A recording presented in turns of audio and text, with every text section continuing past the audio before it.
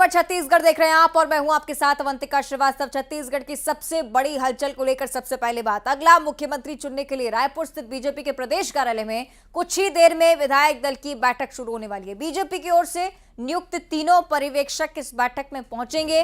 पर्यवेक्षक अर्जुन मुंडा, दुष्यंत कुमार गौतम, सर्बानंद सोनोवाल विधायकों से चर्चा करेंगे, सीएम के नाम को लेकर उनकी राय जानेंगे। तीनों पर्यवेक्षकों के अलावा सह प्रभारी नितिन नबीन के साथ शनिवार रात को ही बीजेपी प्रदेश प्रभारी ओम माथुर रायपुर पहुंच चुके हैं। कुल मिलाकर चर्चा होनी है कि आखिर क्या कुछ आगे होने वाला है। तो छत्तीसगढ़ के लिए आज का दिन बहुत ज्यादा खास, सीधे हलचल पर नजर है।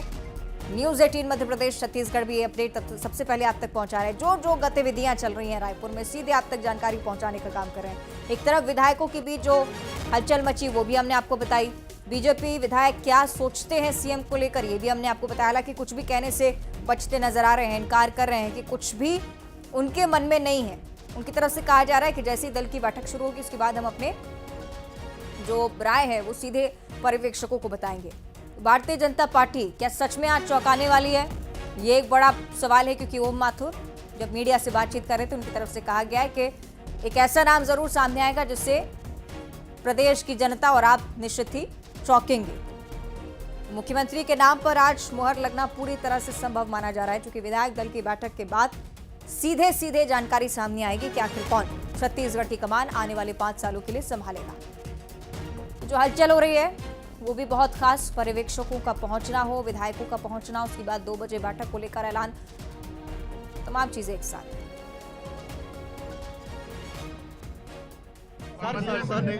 सर पापा बोले घर बुलाना है सर। सर आज बस हो गया भैया। सर एक बार मेरा मुझे अपना काम गाड़ी है हाँ भाई सर एक गाड़ी बस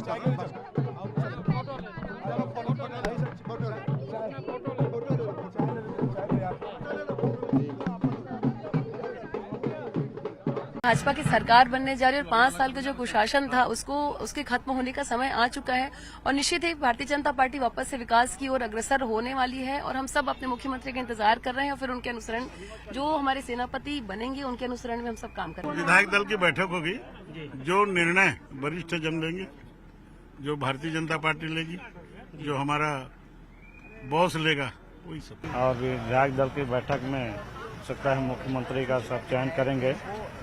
कोई आप लोगों का कोई विशेष पसंद है क्या कि कौन मुखिया हो? कोई विशेष पसंद नहीं है और जो होगा अच्छा ही होगा। हमारी सबकी प्राथमिकता भारतीय जनता पार्टी है और हमारी सबकी प्राथमिकता, आस्था, निष्ठा श्री नरेंद्र मोदी। कोई विशेष पसंद दिया? नहीं, कोई विशेष पसंद नहीं, भारतीय जनता पार्टी ही पसंद है और श्री नरेंद्र मोदी। धर्मजीत जी जिस तरह से प्रचार के लिए जाते थे, आज भी वही चश्मा है अमिताभ बच्चन के जैसे। आप कहते थे मैं प्रचार करने जाता हूँ, हाथ हिला के आ जाता हूँ, लेकिन जनता ने जिता दिया वहां से। जी, मैं तो अपने राजनीतिक जीवन में सबसे कमजोर उम्मीदवार के साथ चुनाव लड़ रहा था और सिर्फ 10 दिन वहां चुनाव प्रचार किया हूँ।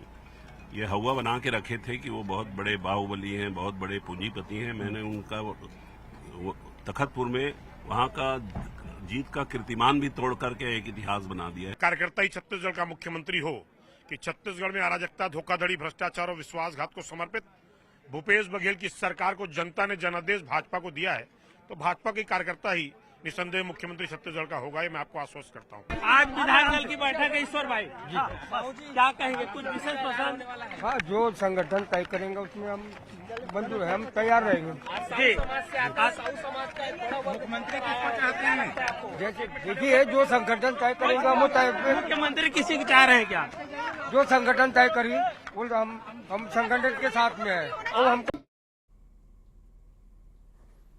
अलग अलग विधायकों की राय आपने सुनी, हालांकि राय क्या कहें, कुछ कोई कहने से भी बचता नजर आ रहा है। हालांकि अब ये कहा जा रहा है कि विधायक दल की जो बैठक होगी उसके बाद एक फेस को लेकर सर्वसम्मति बने और उसके बाद कुछ ऐलान पार्टी की तरफ से। इंतजार 2 बजे का है, बैठक शुरू होगी, पहले 12 बजे होनी थी, अब 2 बजे शिफ्ट हुआ है टाइम। तमाम विधायकों के पहुंचने का सिलसिला, तीनों पर्यवेक्षक मौजूद रहेंगे। मनसुख मांडविया की मौजूदगी रहेगी जो कि शुरुआत से ही छत्तीसगढ़ पर नजरें बनाए हुए हैं। प्रचार के दौरान भी पहुंचे थे, अलग अलग नेताओं के साथ बैठक कर रहे थे और मुझे लगता है कि छत्तीसगढ़ की स्थिति को और बेहतर तरीके से समझने लगे हैं। अब छत्तीसगढ़ में कौन सीएम की जिम्मेदारी निभाने के लिए सबसे प्रबल होगा, उनके नेताओं से जब पूछा जाता है तब वो कह रहे हैं कि जो संगठन तय करेगा उसी के नाम पर मुहर लगेगी और वही हम सबके लिए मान्य होगा। तो न सिर्फ तीनों पर्यवेक्षकों पर यह जिम्मा बल्कि राष्ट्रीय नेतृत्व की जिम्मेदारी जो है वो और ज्यादा बढ़ जाती है।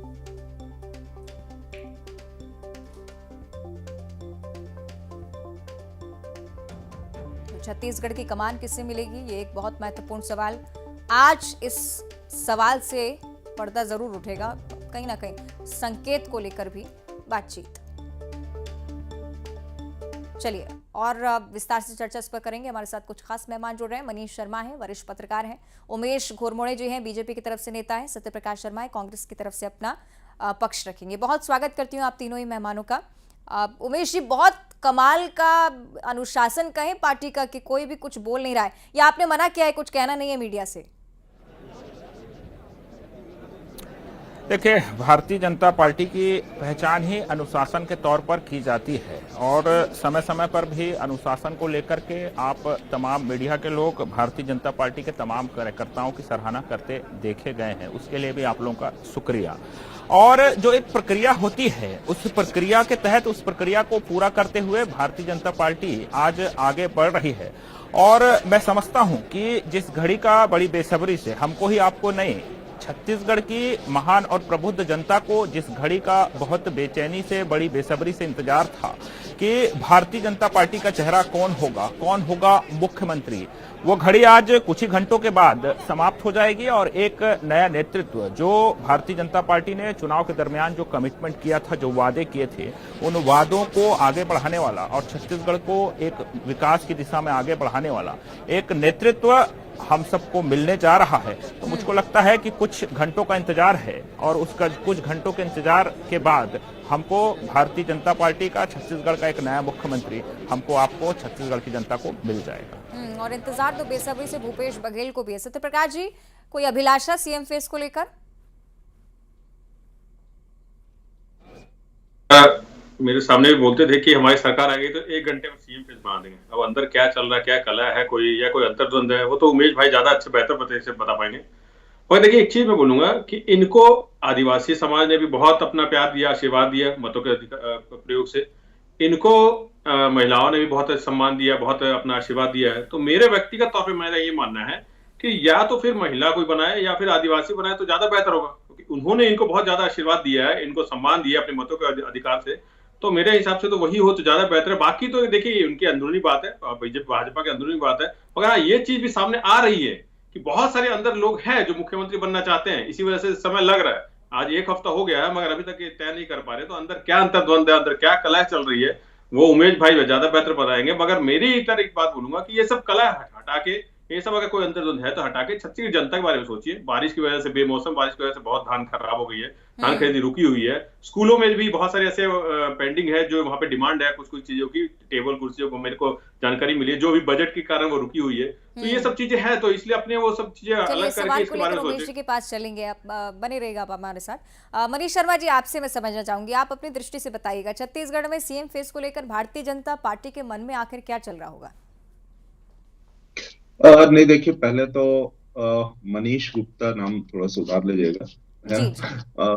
दूसरा जो है, ये भारतीय जनता पार्टी को निश्चित रूप से उनके लिए एक बड़ा अचीवमेंट है। जिस तरीके से जनादेश मिला है भारतीय जनता पार्टी को, 54 विधायक जीत करके आए हैं। छत्तीसगढ़ राज्य निर्माण के बाद अब तक का सबसे बड़ा जनादेश भारतीय जनता पार्टी को मिला है।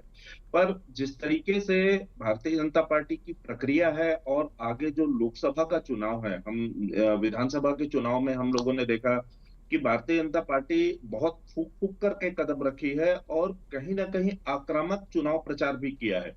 कुल मिलाकर के भारतीय जनता पार्टी के जो नेता हैं वो इस विधानसभा चुनाव को सेमीफाइनल और 2024 के चुनाव को, जो आम चुनाव होने वाले हैं, उसको फाइनल के रूप में देख रहे हैं।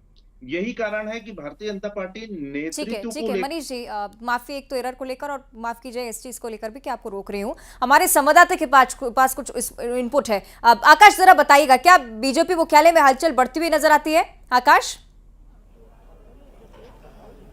जी बिल्कुल, देखिए विधायक अभी जो ज्यादातर विधायक है पहुंच गए हैं। अब जो पूर्व मुख्यमंत्री डॉक्टर रमन सिंह है वो कुछ ही देर में जो है आने वाले हैं और यहां से कुछ समय बाद विधायक दल की बैठक शुरू होनी है। तमाम जो विधायक हैं अभी चर्चा कर रहे हैं, आपसी मेल मिलाप हो रहा है अंदर में। वहीं जो पर्यवेक्षक है संगठन के और लोग हैं वो भी बैठे हुए हैं। इसे सुबह जो बैठक में चर्चा हुई वो मुख्य बिंदु तय किए गए कि किन बैठक में किस तरीके से चर्चा करनी है। इसके बाद यहाँ संगठन के जो लोग हैं, पर्यवेक्षक है, विधायकों से चर्चा करेंगे एक एक करके और कहीं ना कहीं नाम जो है वो फाइनल हो जाएगा। जिस तरीके से आपने पहले भी देखा जो चर्चा में नाम थे वो बड़े चेहरों में आदिवासी चेहरे का नाम सामने आ रहा था, महिला चेहरे का नाम सामने आ रहा था। वहीं आप देखेंगे ओबीसी चेहरा। तो किस पे सहमति बनती है ये तो अभी तय होना बाकी है। फिलहाल विधायक दल की बैठक के बाद, उसमें चर्चा के बाद ही कुछ निष्कर्ष निकलेगा। जी ठीक है, चलिए हलचल यानी कि बीजेपी ऑफिस पर तेज होती हुई बीजेपी के विधायकों के पहुंचने का सिलसिला लगातार बना हुआ है।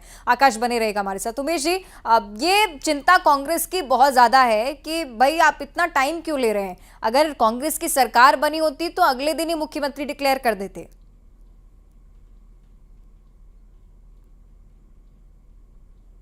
आवश्यकता नहीं है। कांग्रेस को ज्यादा चिंता के कारण छत्तीसगढ़ की जनता ने आज बाहर रख दिया है। अभी सत्य प्रकाश जी कह रहे थे कि 1 हफ्ता हो गए। अरे हाँ भैया, आपको विश्वास नहीं हो रहा होगा, लेकिन 1 हफ्ते बीत चुके हैं। आप सरकार से बाहर जा चुके हैं। आप अंदर खाने की चर्चा और तमाम तरह के विषय यहां पर कर रहे थे। आप जाइए, पहले जरा बात करिए आपके पूर्व मंत्री अमरजीत भगत से। कौन कौन कहां किसको किसको निपटाने में लगा था, बड़े विस्तार से बताने की तैयारी में है। वो दिल्ली जाने की तैयारी में है।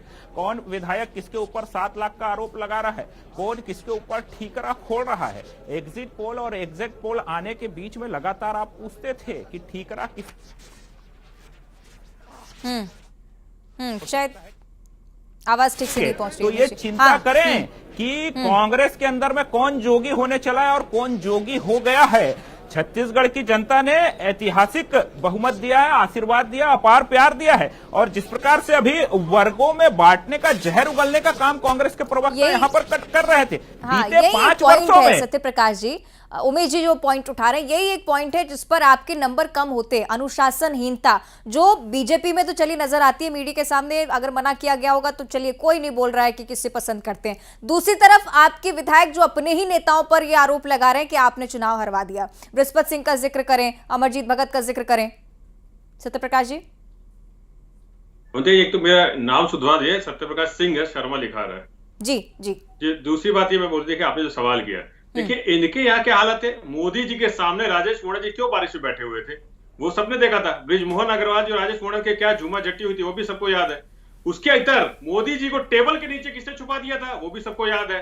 छत्तीसगढ़ के इतिहास में पहली बार हुआ था कि एक पर्यवेक्षक को टेबल के नीचे छुपना पड़ा, वो भी मोदी जी जैसे व्यक्तित्व वाले इंसान को। तो वो भी हमने देखा है। तो देखिए हमारी पार्टी की जहां बात है, देखिए हम एकजुटता के साथ चुनाव मैदान में गए थे, तभी हमारे जो वोट शेयर है वो कुछ कम नहीं हुए, 0.36 है। मतलब जो हमने काम किया है कहीं ना कहीं जनता ने उसे भरोसा दिखाया था। हमारी वो हालत कहां हुई कि भाई एंटी इनकम्बेंसी है तो हम 14 पे चले गए, 10 पे चले गए। हमारे वोट शेयर में भी कोई कमी नहीं आई है और इनका वोट शेयर उतना ही है। बस इनको वो वोट शेयर मिला है जो थर्ड फ्रंट को मिलता था, वो वोट शेयर इनकी तरफ शिफ्ट हुआ। तो इनमें कोई ज्यादा इजाफा नहीं है, मगर हाँ ठीक है जो सामने है बड़े चेहरे तो हारे ना, लेकिन हम विपक्ष में सत्य प्रकाश जी बहुत बड़े बड़े दिग्गज हार गए। अवंतिका 2018 में इनके बड़े बड़े चेहरे याद कर लीजिए। तो ये लोकतंत्र है, इसमें हारना जीता लगा रहता है। आज कल हम वहां थे, आज वो वहां, कल फिर वहां मेहनत करेंगे, वापस वहां आ जाएंगे। तो ये लोकतंत्र हारना जीता चलता रहेगा। हारना जीतना लगा रहता है, लेकिन हार के सही कारण भी पता होना बहुत जरूरी है ना। मनीष गुप्ता जी, अवंतिका जी समीक्षा बैठक हो रही है, सब चीजें सामने आएंगी, क्या कमियां थी उसको दूर अच्छी बात है अगर कांग्रेस इस बात को समझती है, क्योंकि हम क्या सभी ये सोच रहे थे कि छत्तीसगढ़ में कांग्रेस की सरकार बनेगी, लेकिन बहुत चौंकाया है भारतीय जनता पार्टी ने इस बार। मनीष गुप्ता जी जरा आप समझाइएगा इस नजरिए को, जिस प्रकार अनुशासनहीनता की भी बात चल रही है, फिर उसके बाद हार के ठीकरे फोड़ने की भी बात, और दूसरी तरफ ये आरोप कांग्रेस की तरफ से कि बहुत ज्यादा गुत्थम गुत्थी बीजेपी में, इसलिए समय लग रहा है। नहीं देखिए, चुनाव में हारने के बाद जो है ना बहुत सारे फैक्टर सामने आते हैं। जिस प्रकार से कहीं संगठन की कमियां हैं, कहीं कोऑर्डिनेशन की कमी है, और आरोप प्रत्यारोपों का दौर जो है वो हमेशा चलता है। लेकिन जिस प्रकार से एग्जिट पोल में छत्तीसगढ़ में कांग्रेस की बढ़त बता रहा था और मतलब लगभग 6 महीने पहले तक लोग ये मान रहे थे कि छत्तीसगढ़ में कांग्रेस रिपीट करेगी। लेकिन जिस तरीके से कांग्रेस का पराभव हुआ, ये निश्चित रूप से चौंकाने वाला रहा है और कांग्रेस आज 35 सीटों पर आ गई है। अभी कांग्रेस के कई नेता जो है हार के कारणों पर एक दूसरे पर आरोप प्रत्यारोप कर रहे हैं। जिस प्रकार से अभी कोरबा के विधायक जो है, जो पूर्व मंत्री जयसिंह अग्रवाल, उनका एक वीडियो वायरल हो रहा है। कहीं ना कहीं बृहस्पति सिंह का भी एक मामला सामने आ रहा है। तो आरोप प्रत्यारोपों की एक लंबी फहरिस्त है और हार के बाद कहीं ना कहीं जब कांग्रेस इसकी समीक्षा करेगी तो बहुत सारे फैक्टर आपको सामने आएंगे और ये फैक्टर वो है जो कहीं ना कहीं कांग्रेस को जनता की मन से जो है बाहर निकाले हैं और यही कारण है कांग्रेस की सीटें कम हुई हैं। तो निश्चित रूप से ये देखने वाला फैक्टर रहेगा कि आने वाले समय में कांग्रेस इस हार को किस तरीके से लेती है और इस हार की समीक्षा के बाद जो कारण निकल करके आएंगे, उन कारणों पर कांग्रेस क्या उनके आधार पर कोई नई रणनीति बनाएगी और जिन लोगों ने संगठन को नुकसान किया है, क्या उनके खिलाफ कांग्रेस कोई कार्रवाई करेगी, ये मुझे लगता है कि आने वाले समय में देखना होगा। ठीक है, चलिए मनीष जी बने रहिएगा हमारे साथ। आकाश के पास एक बार फिर से चलते हैं। आकाश, क्या हलचल नजर आ रही है, अपडेट क्या है? जी देखिए, तमाम कार्यकर्ता जो हैं बीजेपी कार्यालय में मौजूद है, लेकिन अंदर जो है बीजेपी मुख्यालय के अंदर तमाम विधायक बैठे हुए हैं। अब कुछ ही समय में जो विधायक दल की बैठक वो शुरू होनी है।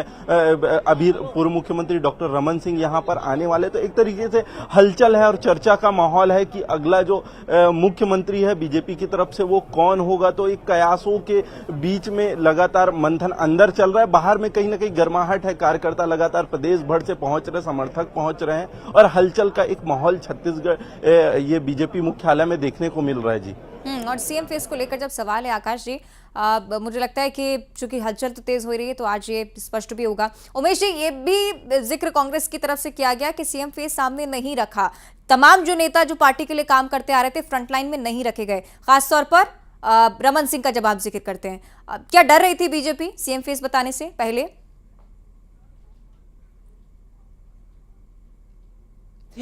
और कांग्रेस आज कहीं ना कहीं शुक्र मना रही है कि पूर्व मुख्यमंत्री भूपेश बघेल के नेतृत्व में अच्छा हुआ कांग्रेस चुनाव नहीं लड़ी। आज जनता ने हमको 54 सीटें दी है। अगर पूर्व मुख्यमंत्री भूपेश बघेल के नेतृत्व में कांग्रेस चुनाव लड़ी होती है, कांग्रेस के बीच में चर्चा का विषय है, तो कांग्रेस शायद 10 सीट में भी नहीं टिक पाती। ये आम चर्चा कांग्रेस के बीच में बनी हुई है और से चेहरे की बात कर रहे हैं। अरे इनके संगठन ने स्वयं नकार दिया था मुख्यमंत्री भूपेश बघेल को। सामूहिक नेतृत्व की बात कुमारी शैलजा ने की थी और आज स्थिति क्या है। अभी कांग्रेस के प्रवक्ता बड़ी एकजुटता की बात कर रही थी। मैं चुनौती देते हुए कांग्रेस के प्रवक्ता से पूछता हूं कि कांग्रेस का नेता प्रतिपक्ष कौन होगा, क्या ये आपस में सिर फुटौल नहीं करेंगे, एकजुटता की बात करते हैं। जयसिंह अग्रवाल किस प्रकार से आरोप लगा रहे हैं पूर्व मुख्यमंत्री के ऊपर, किस प्रकार से बृहस्पति सिंह का बयान निकल करके आ रहे हैं, किस प्रकार से टीएस सिंहदेव को आज भी कटघरे में खड़े करने की कोशिश की जा रही है, इस प्रकार से नोटिसों का दौर चल पड़ा है। और हम तो लगातार भ्रष्टाचार का आरोप लगाते हैं। इनके पूर्व विधायक विनय जायसवाल जी साफ तौर पर 7 लाख की बात कर रहे हैं। क्या कांग्रेस के किसी नेता में साहस है? चलिए, अच्छा पॉइंट बताया उमेश जी आपने। सत्यप्रकाश जी, इस पर भी जवाब, और नेता प्रतिपक्ष कौन होगा इस पर भी तो मंथन आपकी पार्टी में भी ना। धर्मलाल कौशिक जी ने 2018 में बोला था कि हमारे कार्यकर्ताओं की वजह से हम हार गए और इनके बहुत बड़े नेताओं ने रमन सिंह का आरोप लगाया था कि उनकी वजह से हार गए। इनको और सबसे महत्वपूर्ण चीज मैंने जैसे बोला कि इन्होंने अभी चुनाव में किसी भी प्रदेश के नेतृत्व को आगे नहीं किया। कोई भी प्रदेश नेतृत्व को, नेता को इन्होंने आगे नहीं किया। क्यों नहीं किया? क्योंकि इनको मालूम था किसी एक को भी आगे करेंगे तो सिर्फ फुटबॉल हो जाएगी। तो और जनता वो सब देख रही है। देखिए, और सबसे महत्वपूर्ण जो आपने बोला कि किसी को ये नहीं थी आशंका कि बीजेपी सरकार बन सकती है, तो ये वही तो हो रहा है ना कि भाई जनता भी चाहती थी कि कांग्रेस को आए, भूपेश बघेल जी आए, मुख्यमंत्री जी आए। ये जनहित में था, ये जनता का सम्मान था। जनता चाहती थी कि भूपेश बघेल जी आए, तो इसका मतलब क्या मुख्यमंत्री के ऊपर कोई शंका है नहीं, कोई एंटी इनकमेंसी है नहीं। तो देखिए, वही मैं बोला जी, 12 भूपेश बघेल जी की बात कर रहे हैं ना भाई। भूपेश बघेल जी मैं नेतृत्व करता थे, उन्हीं के नेतृत्व में हम लड़ रहे थे। मैं पूरी बात वही बोल रहा हूँ कि उन्हीं के नेतृत्व में हम लड़ रहे थे। हमारे सीएम फेज वही थे, भूपेश बघेल जी। आप याद कीजिए पाटन में भी चुनाव प्रचार के दौरान टीएस सिंहदेव जी ने बोला था कि इनको विधायक बनाने को, मुख्यमंत्री बनाना है। राहुल गांधी ने एक सभा में बोला था। तो ये हमारे मुख्यमंत्री चार तो वही थे। कहाँ हम बोल रहे कि ये बीजेपी के लोग अलग, इधर तो एक बात कर रहे हैं। एक बात है कि ईवीएम की जहां तक आप बात कर रहे हैं, क्यों कप्तान बनना चाह रहे थे? इसी चक्कर में टीएस बाबा को हटा तो नहीं दिया रास्ते। आपके रमन सिंह जी बनना चाह रहे हैं कि ब्रिजमोहन जी बनना चाह रहे हैं कि राजेश मोहन बनना चाह रहे हैं कि अरुण साव बनना चाह रहे हैं, जनता ने नकार दिया है। सब्र कर लो, स्वीकार कर लो, जनता देख रही है। यही घमंड ले डूबा। नेता प्रतिपक्ष की आप नेता प्रतिपक्ष की बात कर रही है, ले तो पहले सरकार तो आए, आत्मचिंतन कर लो।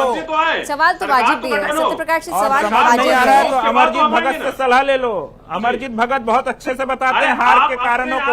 जरा जाइए, बैठिए अमरजीत भगत के क्यों पास। वो बोल रहे थे कार्यकर्ता के ऊपर में, क्यों वो रमन सिंह जी का नाम ले रहे थे? तो आप नहीं, वो अमरजीत भगत का वो जिक्र करें तो सीधी लाइन में उन्होंने भी कहा था कि एक दूसरे को हटाने के चक्कर में सभी डूब गए। और टीएस बाबा की तरफ से प्रचार के आखिरी दिन क्या कहा गया था, मुझे लगता है याद दिलाने की जरूरत हटा रहा था, नहीं है। बताइए तो। कौन टीएस बाबा को निपटा दिया? कौन आपके प्रदेश अध्यक्ष को निपटा दिया? अरे चिंता करो आप। अरे आप अपना देखिए, विजय बघेल जी को निपटा दिया, अपना देख लीजिए, उसके बाद बात कीजिएगा हमारे यहाँ। मुख्यमंत्री तो ढूंढ मनीष जी से समझ लेते हैं। मनीष जी, जो कांग्रेस की स्थिति हमने देखी है, ठीक है, ठीक है, उमेश जी लौट रही हूँ आपके पास। मनीष जी जरा बताइएगा, जो स्थिति हमने देखी है छत्तीसगढ़ कांग्रेस की, और उसके बाद जब हम देख रहे हैं चुनाव के बाद जो भीतरघात की स्थिति देख रहे हैं, क्या ये एक फैक्टर मान सकते हैं कि छत्तीसगढ़ कांग्रेस अपने आंतरिक मोर्चों पर बहुत कमजोर रही है और फ्रंट फुट पर जो नेता थे वो भूपेश बघेल और टीएस सिंहदेव के अलावा कोई नजर नहीं आ रहे थे? नहीं, निश्चित रूप से ये बातें चुनाव के दौरान भी देखने में आई है कि पूरी तरीके से अगर छत्तीसगढ़ के किसी नेता ने चुनाव प्रचार किया है तो कहीं ना कहीं भूपेश बघेल ने ही प्रचार किया है। लेकिन जो संगठन में आंतरिक जो गुटबाजी रही है, वो गुटबाजी इनके हार का जो है बहुत बड़ा कारण रहा है। क्योंकि बस्तर में भी हमने देखा और सरगुजा में भी देखा। सरगुजा में आदिवासी इलाकों में कांग्रेस को बहुत बुरी पराजय का सामना करना पड़ा है। दरअसल छत्तीसगढ़ में कांग्रेस ने जो एक नया प्रयोग किया था, ओबीसी प्रयोग और छत्तीसगढ़िया का प्रयोग, तो कहीं ना कहीं इसकी आड़ में जो है दूसरे वर्ग जो वो कहीं ना कहीं उनके सेंटिमेंट प्रभावित हुए हैं। आदिवासी वर्ग में शुरू से कांग्रेस के प्रति नाराजगी रही है। धर्मांतरण एक बहुत बड़ा मुद्दा रहा है। मुझे लगता है कि पूरे चुनाव भर, पूरे 5 वर्ष तक कांग्रेस इस पूरे मुद्दे से सही ढंग से एड्रेस ही नहीं कर पाई। और यही कारण है कि जो आदिवासी इलाकों में पेसा एक्ट लागू हुआ था, उसको लेकर के भी आदिवासियों में काफी नाराजगी देखी गई। ये कुछ ऐसे मुद्दे रहे हैं जो कि कांग्रेस को इस चुनाव में भारी पड़े हैं और यही कारण है कांग्रेस के चुनावी पराजय में सबसे बड़ी भूमिका इन मुद्दों की रही है। एक जो वर्ग जो रहा है वो 2.5 साल के बाद कांग्रेस, पहले 2.5 साल में कांग्रेस का प्रशासन शासन बहुत अच्छा रहा है, बिल्कुल। लेकिन जब दूसरा 2.5 साल का कार्यकाल आया और जिसमें बहुत ठीक बात मनीष जी, ये जो फैक्टर जो आप उठा रहे हैं बहुत ठीक है और मुझे लगता है कांग्रेस में मंथन की भी जरूरत है इस फैक्टर पर। बहुत शुक्रिया आपका मनीष गुप्ता जी जुड़ने के लिए। उमेश घोरमोड़ी जी आपके भी बहुत बहुत शुक्रिया जुड़ने के लिए चर्चा में। सत्यप्रकाश सिंह जी आपका भी धन्यवाद करती हूँ। और ये हलचल जो लगातार हम आपको बता रहे हैं ये जारी है, अपडेट भी आप तक पहुंचाने का काम करेंगे। फिलहाल बुलेटिन में इतना ही। देखते रहिए न्यूज़ 18।